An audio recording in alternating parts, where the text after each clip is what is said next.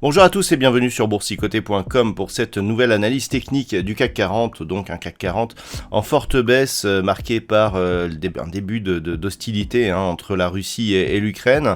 Donc des hostilités qui ont commencé durant la nuit et donc une ouverture ici de l'indice sur une forte baisse. Au moment où je vous parle, nous sommes sur une évolution à moins 2,88%, avec ici une ouverture donc sur une extension de Fibonacci liée au précédent rebond technique. Le fait que l'on vienne ici toucher cette extension à 161,8% nous indique que nous sommes sur une continuité du mouvement baissier, voire même une accélération de celui-ci.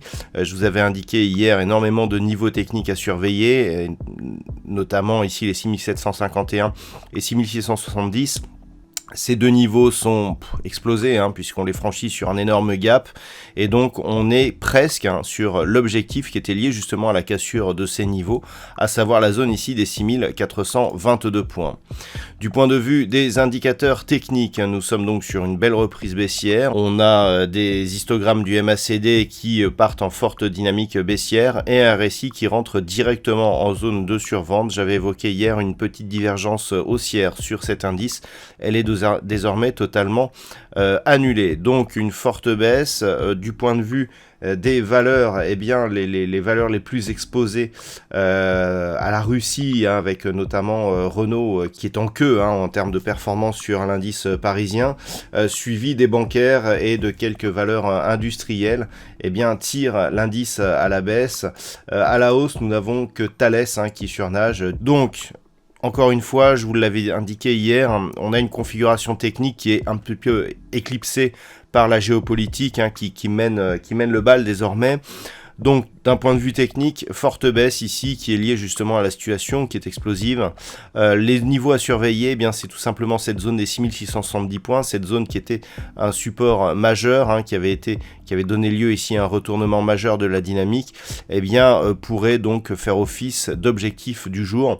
À moins que les hostilités et que le conflit en Ukraine ne donnent des signes d'affaiblissement, ce qui paraît très très peu probable, on peut s'attendre à un retour ici au-delà des 6751 points. Plus concrètement, le fait d'avoir ici un retour sur la zone des 6670 points nous donnerait des indications. On pourra avoir donc un rebond technique sur cette zone suivi d'une reprise du mouvement baissier, sachant que désormais l'objectif, je dirais court moyen terme, mais enfin quand on voit la vitesse de la baisse, on peut désormais parler d'objectif court terme. C'est justement cette zone ici des 6422 points. Cette zone avait été le théâtre ici d'un retournement majeur lors de cette zone d'évolution ici en octobre 2021. Voilà, donc pas grand chose de plus à dire sur cette configuration tant elle est marquée d'un point de vue directionnel. D'un point de vue macroéconomique, alors là aussi la macroéconomie, si importante soit-elle, risque d'être éclipsée par la situation géopolitique. Toutefois, à 14h15, nous aurons une intervention du gouverneur de la Banque centrale d'Angleterre. Du côté des États-Unis, nous avons des chiffres majeurs cet après-midi. À 14h30, le PIB trimestriel sera diffusé. On s'attend à une évolution du PIB de 7%, ce qui est un chiffre assez conséquent. Nous aurons aussi les inscriptions hebdomadaires au chômage.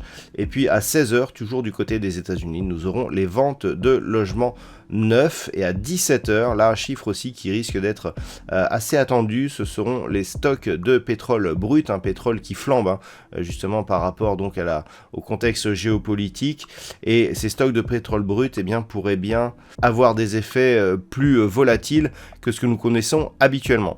Voilà donc pour cette séance. Je vous rappelle qu'à 14h, il y aura Trading Live. Je vous souhaite une bonne journée. On se retrouve dès ce soir pour toutes les autres analyses techniques du site boursicoté.com.